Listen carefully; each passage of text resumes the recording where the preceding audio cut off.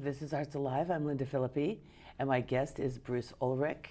Bruce is on the Art Harvest Studio Tour this year as a brand new artist, one of the 50 artists that I don't even know. How many of you are actually new? I think it was like 25 or more. Yeah, so. it's really crazy. Yeah. So I guess a lot of new people moved into the area over COVID and just before. So and a lot of creativity. a lot. People had time. More time, more reflection. So people are getting back into what they always wanted to do if they haven't. Or just moving out of a busier area, changing their life. And how long have you lived in the area? I've lived here, well, we bought a house in as a rental in 2019, and then during COVID, sold a property up in Beaverton where I'd lived and worked for 37 and 38 years, and moved down here. This was, COVID pushed up the retirement plans a little bit. Right. So which also gave you some more time? More time. I had been cutting down my work. I've also been a chiropractor for 37 years, and over the last 10 or 12 years, between sick spouse, aging parents, all the other stuff, changing economics of the business, I had cut down to 3 or 4 days a week and was doing art shows on the weekend and that kind of thing. So you've done art shows in the past? Yes, I've participated in Portland Open Studios 4 or 5 times, the Washington County Studio Tour when that got online several times. Been a member at the Rental Sales Gallery at the Portland Art Museum for several years. I remember you saying that. Sure. Yeah, Okay. Okay.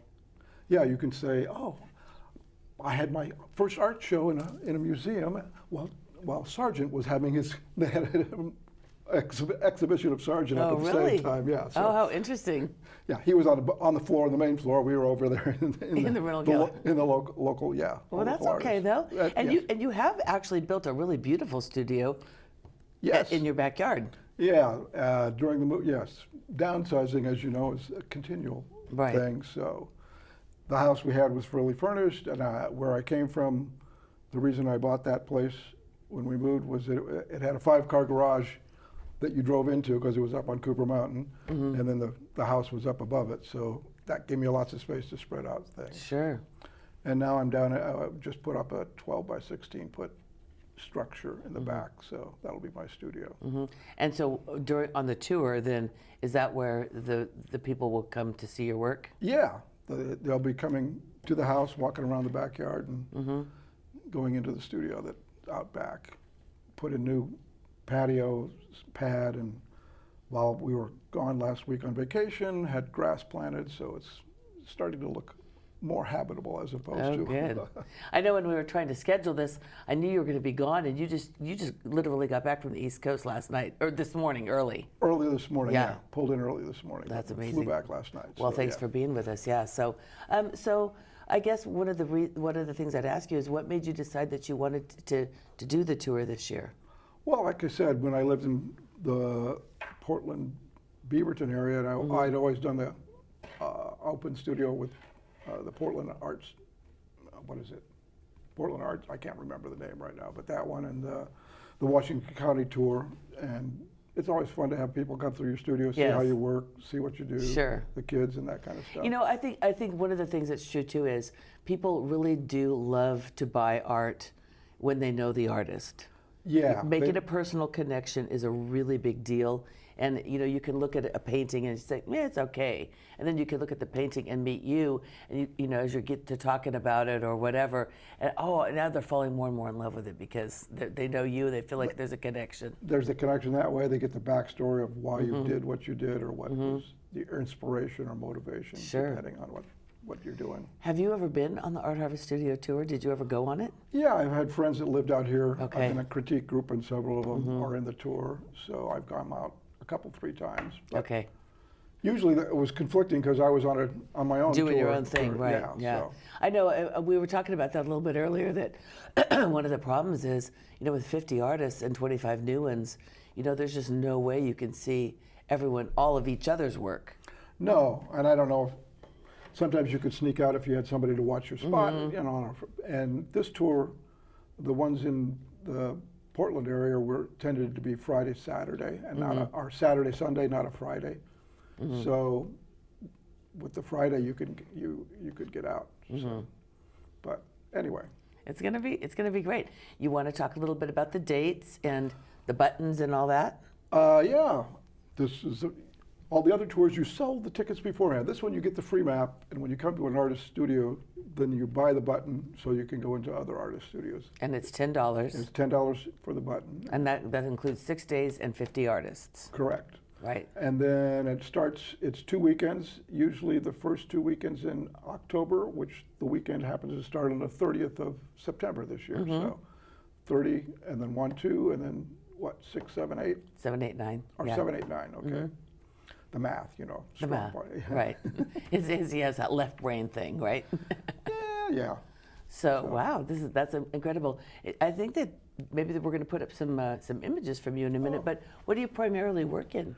I started out as a watercolorist when I first got out here into Oregon back in the 80s, 70s and 80s, and was doing that for a long time, still do that a little bit, and then I got more into acrylics and mixed media, so it's mainly mixed media, some oils, pastels. I know, I mean, I've seen your work because I've been in your home, and I love how big and bold and bright it is.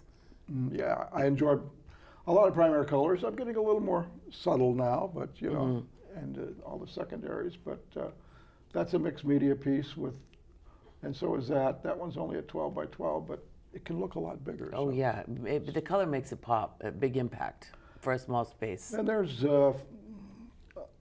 foils from wine bottles, labels from different packaging and stuff like that. So, really? Yeah. So some there. recycled stuff going on in there. Yeah, recycling. So. And repurposing, so, and then I layer it all up and then sand back through it or scrape it off and build it up again, so you get different patinas and different layers to look through. Yeah. So, but you actually started off doing watercolor. Yep, and my watercolors were getting thicker and heavier, and it's like, no, you got to shift to a different medium. And then I was doing outdoor festivals on the weekend, and watercolors have glass. People don't always like glass.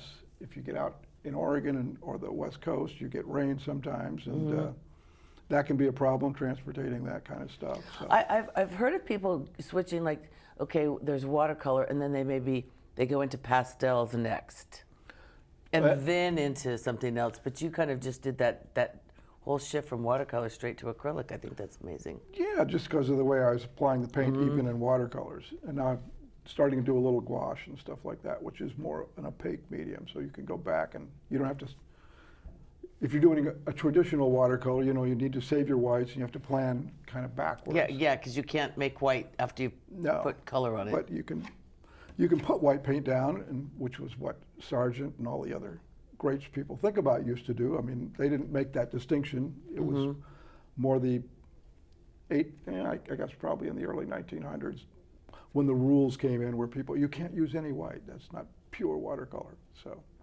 I was like, rules are meant to be broken, I'm right? going to make my own white space here. Okay. Exactly. I don't like that. I'm going to make some white space. I love that. I think that's great. You have to be able to do whatever it is you need to do. And yes, I think the rules are made to be broken, especially in art. Especially in art. And that's where following your passion and figuring out what brings you alive to put on the painting. So that's the important thing. Exactly. Well, do you feel like are you ready? You feel like you've got enough body of work that? Oh yeah, I have lots of stuff. You know, I'm the largest. Every artist is the largest collector of their own work. As you move it out to different galleries and studios and stuff. So yeah, and your wife says, "Oh my gosh, where are we going to put that?" Right? No, it's all in storage, and then you collect other people's art, so you have to rotate it. So anyway, it's like your own personal gallery. Bring it in and off the walls for seasonally or something. Seasonally stuff. Yeah, some people do that. So. Yeah. Wow. But if you're working in art, making art, you usually like to collect art, stuff that inspires you or people that are Now, motivated. the trip that you just took. You were on really an incredible trip. It was like Prince Edward Island, and yeah, I got to see Anne of Green Gables, okay. the place, which my daughter said, you have to go there. She's a librarian. Oh, of course. I've never been there, and I would love to go. I was completely jealous when I saw your photos. Oh, yeah. The island's all red, and I mean, an artist up there came up with the idea, because they're famous for the red dirt up there and the potatoes, and the tour guide was saying, yes. Well, if you're a mom, you don't send your kids out with white socks because it's really hard getting that stuff out. Yeah. So a guy came up with the idea of putting dirt in a tub and white T-shirts and calling them the PIE raw I love shirts. it. And they're sort of like, they're kind of a brownish red. Well, they're more of an orange. It's a really bright red, yeah. Kind of like they do that in Sedona too. Oh, I'm sure. Same kind of dirt, same kind of that stuff. same mineral mix. And did you come away with some inspiration for some new work? Yeah, I just like the ocean. Well, the ocean and the seas, the estuaries, the shapes. That's really nice. It's always inspiring, isn't it? It is. To be out there. I think just to be away from home. Just to break out of your normal routine and see something with fresh eyes, it activates something else in your brain. Yeah, it does. And then you know all the abstract patterns in nature, the pebbles on the beach, the wave patterns as they come in and leave, you know, the tide and all that. That's taking pictures of that, which I don't send to post. I leave that to Marie to put up different things. So she's good with that. But for you, maybe it's just like a little personal sort of image gallery, really inspiration. It's a diary of, if you get flip through it and say, oh, I think I'll try starting with these colors or these things and work on those patterns. And you know what, it's really true. Like you think about a picture of just even pebbles or rocks, how much different they look wet than dry. Totally. You know, you see, oh gosh, it's just a bunch of rocks, and then you put water on them and it's like they just come alive and they're so beautiful. Yeah. Which is why, you know, on the paintings you can put different finishes on them. So you can have the matte finish or you can have a glossier finish, which does some stuff. So. And some of my mixed media pieces, I poured resin on it to put like the dirt from, since I'm a wino fan and like the local stuff, I've taken the dirt and done some series of what terroir, trying to paint the idea of that and put the dirt into the painting and about how the environment influences the finished product of the wine. Sure. Expressing that kind of an idea. It's the terroir of your art. That could be it, yes. I love it. Good thing. Can I copyright that phrase? Absolutely. And you can, I think what you could do, honestly, here's your gimmick, because you know you got to have a gimmick. So you go to every winery and you scoop up a little bit of dirt, and then you make your picture. Of and that then, place. And then you say, you know what, here, this is you. This is right straight from that vineyard right there. And they're going to have to say yes. That's true. So, that's a good idea. Marketing, that's a marketing thing. Right, it's all about that. And you're very good at that, so thank you for that idea. Just teasing you, but no, I'm really expecting that there'll be a great turnout this year, because you know 2 years with no tour, and it's kind of like you know the fall classic around here. Everybody looks forward to it, and it's always something to you know kind of set your calendar around, if you will. Right. And not having had that, I think this is going to you know there'll be a wonderful turnout. So I'm sure if my limited experience traveling this year is anything, everybody wants to get out and do stuff. So you know, I just got this thing across my desk that said that Americans traveling to Europe, air travel's up 172% this year. I could believe it. I can too, because of booking people's air and dealing with all of their travel problems. It's been quite an interesting summer, and I'm actually looking forward to can we go back to like 89% of normal just for a month or two, just to let everybody reset? Well, let's have 110% of normal for this tour. But for this tour, yeah. No, we want 150% of it's normal. It's been going on a long time, hasn't it? Like it really 10, 15, 20 years? Much longer, yeah. Oh wow, that's great. I think it. Honestly, if I had to guess, 30. Do you know? Does anybody know? Yeah. James probably 30. knows. Yeah, it's like 30 years. Oh wow. It goes way back. Yeah. Well, that's a great, and it's. So nice it really is a very long-standing tradition. And having not had it for 2 years, everybody wants to get back out and see it. And then it's a privilege to be one of the new guys on the block here, although all the artists that are on the new guys just moved into the area, so that's a fun thing. I know. I think that's wonderful. How people did, you know, choose to really sort of change their lives around a lot during the pandemic, and where, you know, if you have to think about it, where do I want to be? If this is my life, where do I want to live it? Right. And all those sort of reset questions, reflection and resetting and just reevaluating what's important. I think that happened to a lot of people. Totally. It's like, what is important to you? What are your values? This small town and the strong social network, the good. Right. It has the higher education for bringing lots of different diverse people together. So it's good conversations. Well, I met you during the pandemic. Yes. And we've met so many wonderful people since we moved out here. I mean, we knew a few coming out and working on the house before we got here, but this has been really quite exceptional. Well, Bruce, I really want to thank you for being here today, and you can go home and get a little bit of rest and rest up because this starts in 2 weeks, and I wish you all the success in the world. Well, thank you so much. Privileged to be here. Thank you. Bye-bye.